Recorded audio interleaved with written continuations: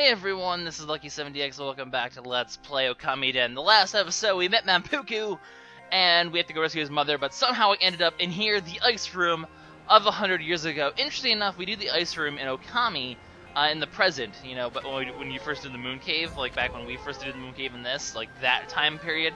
In this game, though, we do the ice room of 100 years ago, so kind of interesting how that works. And that is going to sort of come into play for a few things that happen later on. Anyways... so yeah, this is sort of Manpuku's dungeon. Like I mentioned, everyone in the channel sort of has their own dungeon, and this is his. There's not going to be a brush skill or anything, so don't expect to find a brush skill, but the whole rest of the stuff in a typical dungeon, we're going to find that here. So this is all about Manpuku.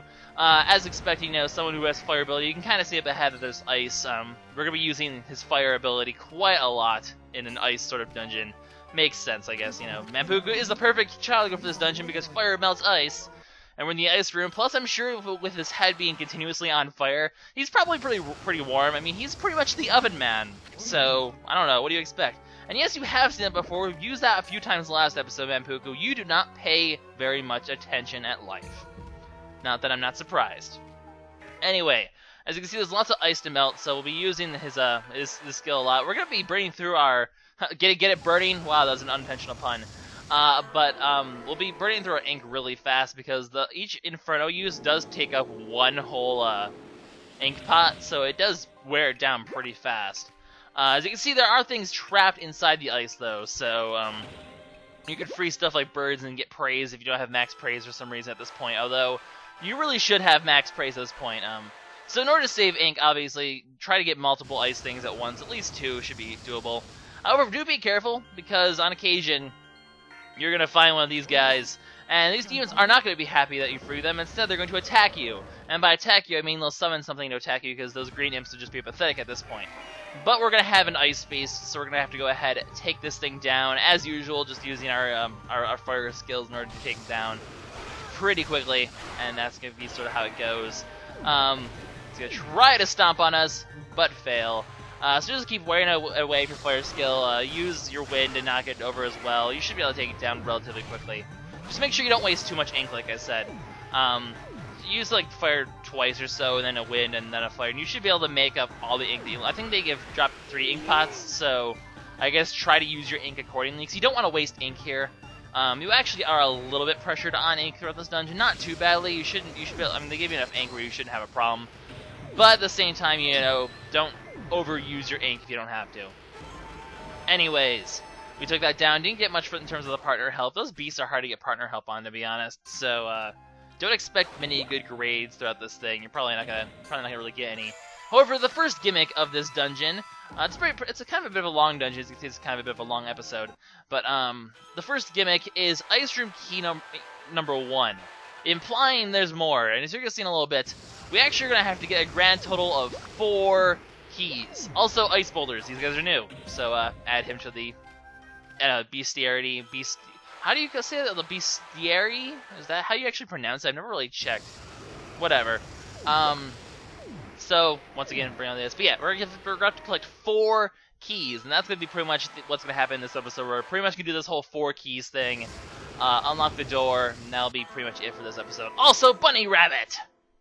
We rescued the bunny. The Bunny Rabbit man from Spirit Tracks will be so happy. Anyways, enough about other games. We're going to go ahead and move forward. You're going to see why we're going to need the keys. It's okay to do this first. I forgot about this room, because here's the main gimmick of the dungeon, or one of the main gimmicks of the dungeon. Cannons!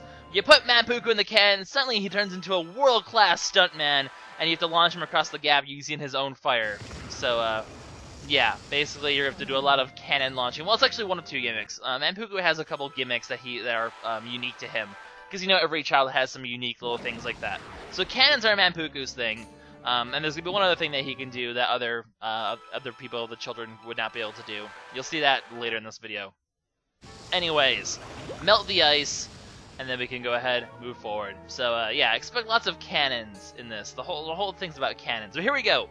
This is why we need 4 keys, because we have a door with 4 keyholes. So as you can see, we're going to need to get the other 3 in order to open said door and make our way throughout the ice room. So we're going to have to head to the right and see if we can find said keys. So that's the plan. Let's do it. And then over here, we're going to find something rather interesting, because you guys are probably wondering, ice room? There's probably going to be ice physics. Well, indeed there is, and it's sort of this section here. Ow! As you can see, basically, once you move on a path on this little sliding ice, it's like the Pokemon ice physics, where it's like, oh, you moved on a direction in the ice. You can no longer change direction until you hit a rock, because that makes perfect sense. Because, you know, ice has apparently zero traction whatsoever. So yeah, once you've gone on this thing, I love how there's a little ramp in the middle of it. You can't stop moving. But yeah, make sure you pick up the penguin figure if you haven't got that one already. You should have one by now, but just in case, make sure you get it. Anyway, this is the other mechanic that Manpuku can do. He can travel across spikes. Yes, indeed he can, because he is Oven Man. And thus, you know, he can indeed travel across spikes. Because he will basically just turn to an oven, and then, you know, just sort of crush the spikes in his path. Which is pretty impressive, but yeah. Spikes are, like, you know, each one of the child has, like, something they can travel across, you know. You have Karao who can levitate, you have Nanami who can go in the water, yeah. Manpuku can go over spikes. That's basically what you need to know here. Granted, I'm pretty sure Karao could do the same thing if he needed to. In fact, he could probably cross this gap as well. But we don't have Karao because he's a douchebag and he left us. Anyway, we're going to have another mechanic here with these little iceberg things that we're going to ride on. They will shrink over time, though, so you can only ride them for a very brief amount of time. Also, we have our last, this is actually surprisingly, the last field enemy in the game. You know, the last enemy you'll find outside of, you know, actual scroll battles. This is the last one we'll actually find. We actually, after defeating this guy, we'll have every single one of these, which is pretty awesome. These guys are another one of these versions of those enemies we found back in the underground rooms that'll just sort of bounce your character along. Unfortunately, as you can probably expect, these guys will take double the damage. So you're going to hit them twice, unfortunately, which is obnoxious because you can only hit them when they're basically brutally raping your child, even though that sounds really graphic. I mean, what is he doing? He's picking him up and tossing him around. This is child abuse. You are a pedo, little man, and nobody likes you. Nobody likes Pedo Bear. He's a pedo and a bear. And, okay, I guess bears are cool. I mean, how can you hate polar bears? But yeah, obviously the other key is going to be here, so we're going to go ahead and grab this key. And the game's going to just go all completely backwards, sideways, out of order right now, because if you're seeing a little bit, this is Ice Key 4. Because, you know, 4 comes after 1, guys. But as long as we're over here, we'll go ahead and ride this iceberg over to the next area, because we can obviously ride it further than this little section right here. I believe you can also use Manpuku to ride across using the spikes if you want to as well, but that was poorly jumped. Luckily, we somehow made it on the ledge still. We didn't get blocked by this ice, so we'll just go ahead and melt it and make our way through. Luckily, we can still use fire while frozen. I guess that makes sense. I mean, Manpuku's head would not freeze, I would assume. It being, you know, perpetually on fire and all. You can ride the ice floe over here to get more treasures, or you can just walk across, which I think I'll just do that instead. Because then we can fight one of these guys and make sure that they're in the enemy thing. I always like to kill like a couple of them just to make sure that they actually make it in there. Just in case, you know? You never know. So go ahead, quickly kill this guy. And unfortunately, the camera angle's a bit weird. It makes it a little harder to kill those guys because it's hard to draw a power slash on them. I'm going to go ahead and just let him pick him up again, because if I try to run away, he's just going to pick us up and again anyway, so what's the point? We'll just go ahead, kill him now, let Manpuku go across, and we'll call it a day. You could also, as you can see, ride the ice floes across. That would actually save a lot of ink to do that, so I probably should have done that, but oh well. In fact, you know what? What the hell? I'll do it right now. So we'll save ourselves a vine and do it this way, and meet Manpuku over here. And then we can quickly grab that treasure chest. In fact, I'm going to have Manpuku start walking back, because I actually need him to walk across this way, because he can't ride the ice floes backwards, unfortunately. So, we'll pick up a history scroll. It's always good. I believe that's the 9th one out of 10. We'll find the 10th one, I believe, in the next area. Not this one.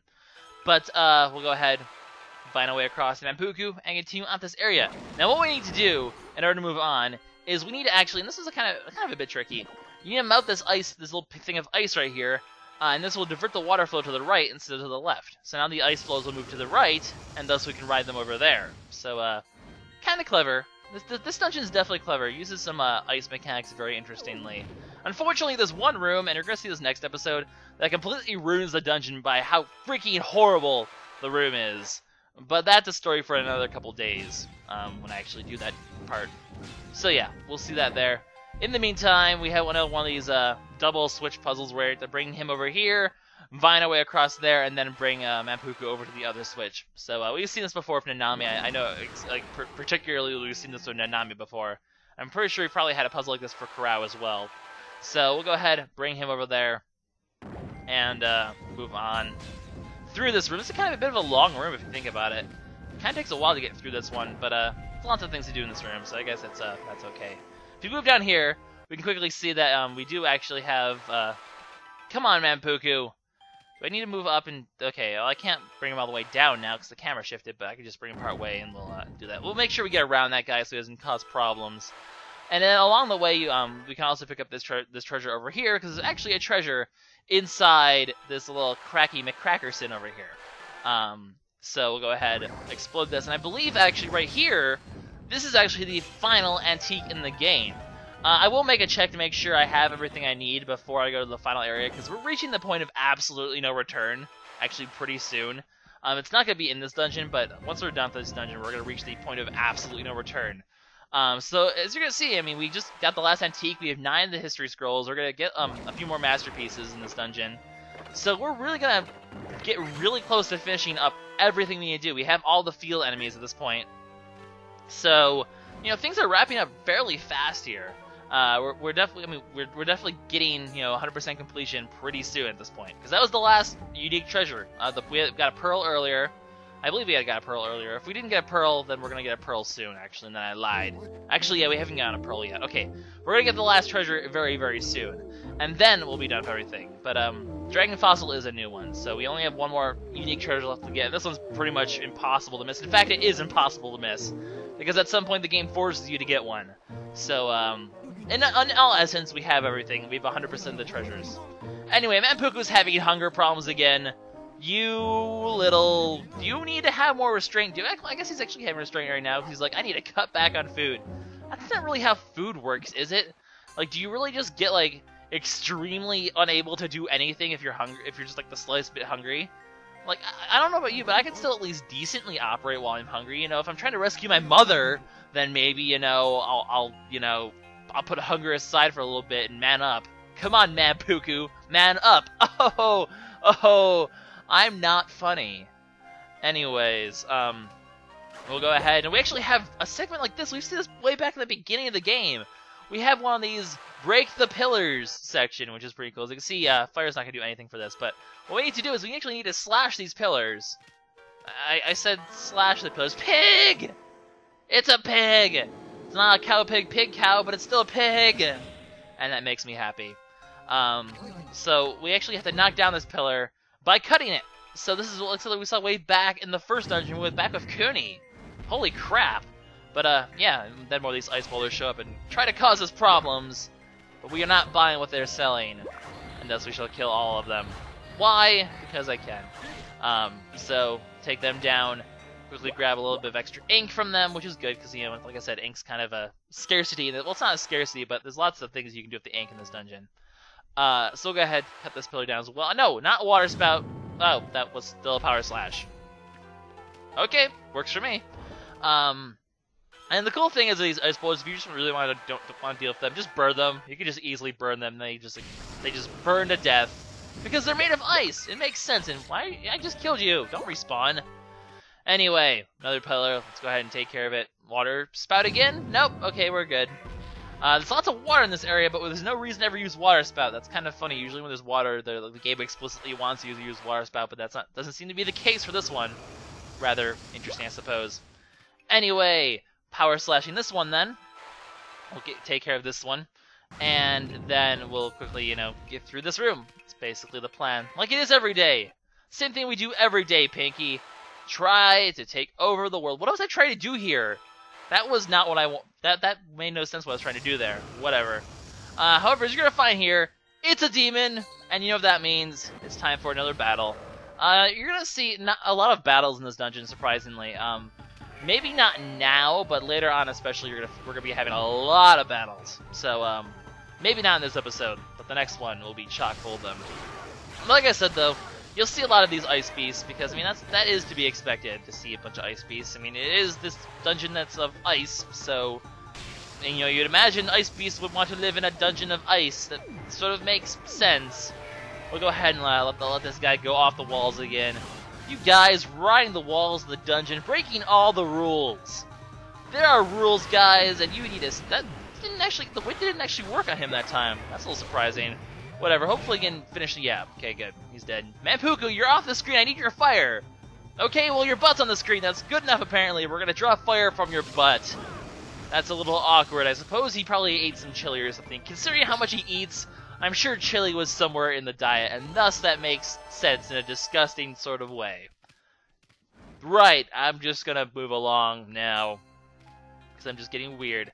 But like I said, there's a pearl as a last treasure we need to get, and I'm pretty sure that treasure chest right there has said pearl. And that's pretty much literally how easy it is to get the final treasure. It's just blatantly right there. So we'll go ahead and boom! Every treasure in the game has now been gotten. The end.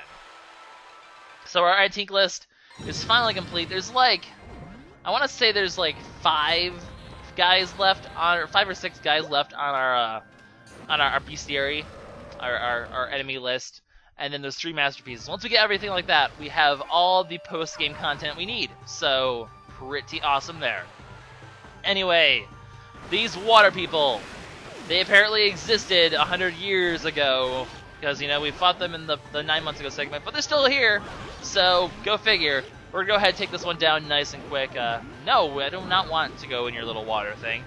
So we'll take this one down, get our demon liver from that, and move on. We've seen these guys before. Nothing too special, just using the wind, and then power slash the core when you're done with it. The end. Pretty simple at this point. In fact, it's already dead. So go ahead, power slash it, and we'll quickly move on. So yeah, that's pretty much the whole ice room, or this whole first section. Yeah, just fighting enemies on occasion, and then just melting stuff to find keys. And then obviously we'll eventually make our way back to where we were before. So that's sort of the plan. Anyway, the next room should look rather familiar. It's more slippy slidey. In fact, the jump that we went over is right there. It sort of loops around. And that's actually the key to getting back, because you can kind of see briefly there. There's a little side passage over here. This side passage is how we're going to end up getting back to where we wanted to go. You can go down this mill path, use your fire to melt this ice, so you can get the treasure. This treasure is important because it is, in fact... God damn it! I've moved! I didn't mean to move. That's stupid. Why can't we grab the treasure chest in mid-motion? I don't know. But we do get ice room key number 2 here, so just one more key to go. And as you can probably imagine, that key will be found in this room right here. So this part is actually interesting, where we're going to have to use hot springs, ironically. Pit would be so happy right now. Pit loves him some hot springs. I've been playing a bit more Kid Icarus lately, so that's why that reference is there. And that's not actually helped me much. There we go. Needed him to grab him first. So, die! These guys just take forever to fight. I can't even divine across, really? That's lame. Ugh, so many brush skills in a row. Still more brush skills because I need to divine across, and I need to slash this guy, and just endless brush skills all the time. Or ow. You know what? I don't need to kill this guy, actually. There's no reason to. But what we can do here, basically, the bridge is too narrow to cross. We need to make it wider, so we're going to take this hot spring, and we're going to just spread water all across the ice here, which will cool it down, freeze it, and I accidentally pressed something and ruined the entire thing. Oops. I may accidentally, if you ever let go of the stylus, then press another dot, it ruins whatever you're doing, which is stupid. But that's unfortunately how it works. So once you bring the water across, it'll form an ice bridge. And I don't know about you guys, but I don't know if I necessarily want to walk across an ice bridge. That doesn't seem like the most safe way of doing things. That's for sure. But apparently that's what we wanted to do, and that's what we did. So go figure. We're gonna go ahead, burn this guy again. Yeah, another ice beast. Ice beast just everywhere. Like I said, it's to be expected. So we'll take down our 3rd ice beast of this video. And although this is technically the first one we've had to fight, technically the first 2 we didn't have to fight. They just happened to be in there, and I had to show it off. So I showed it off regardless. I mean, I guess technically it was an optional fight. I didn't have to, but whatever. Doesn't really matter. So we'll go ahead, quickly take this guy down, and make our way to the 3rd key. So this next room obviously is the hot spring water room sort of thing. I don't know. I have very mixed opinions about the ice room. On the one hand, there are parts of it that are extremely annoying and obnoxious. On the other hand, it's still a pretty cool dungeon. I mean, for a dungeon based off ice, they did pretty well on it. I think it's not obnoxiously ice physics, except for those few little sections, but that's more puzzle obnoxious than actual obnoxious. So I don't know. All in all, I do think it's a pretty good dungeon. There's just one room. Like I said, there's one room that's just like, oh my freaking god. And we'll be seeing that next episode, believe me. I will have much to rant next episode.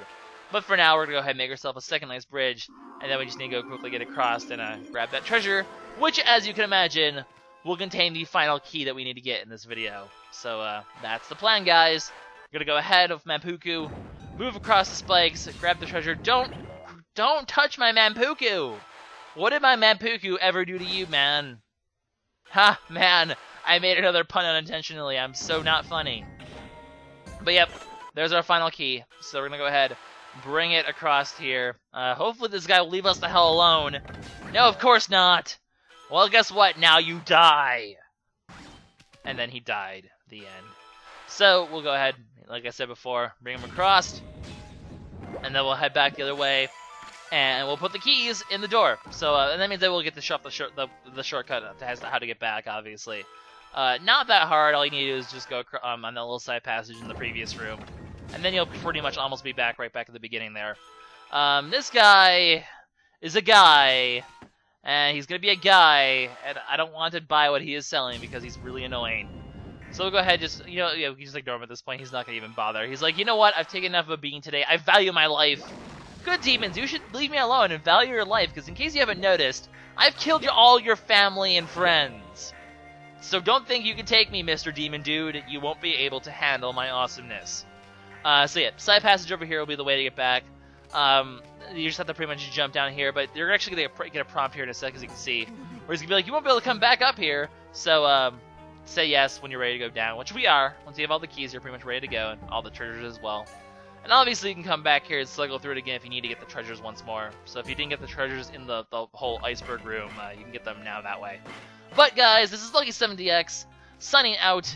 In the next episode, we're going to continue to go to the ice room, and we're going to take on that really, really, really horrible room that I really despise. And you will see why next episode. Will we be able to find a way inside the moon cave? We'll be finding that out soon as we journey with Manpuku. So yeah guys, see you next time. Bye-bye.